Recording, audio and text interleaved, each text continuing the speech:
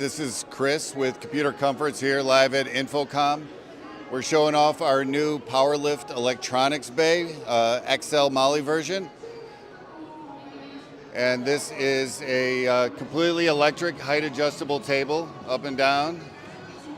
And the back panel comes off, revealing a storage area. Now this is new with our Molle grid panel for attaching equipment. Also integrated with 100 by 100 VESA mounting holes throughout.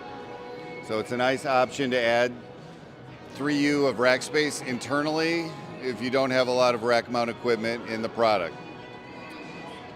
Going over to our newest product, this is our rAVe hub. So a small unit for the front of the classroom or conference room.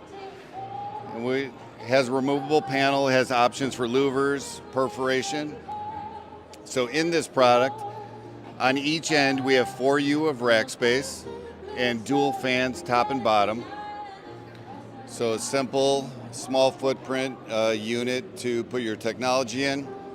We also have a couple wider versions. This is a 48-inch, and we also have a 60-inch. Different options for the perforations, louvers, or solid panels for the front. And this is a great option for conference rooms and huddle spaces. Now, one of our other newest products is our Hideaway collaborative table.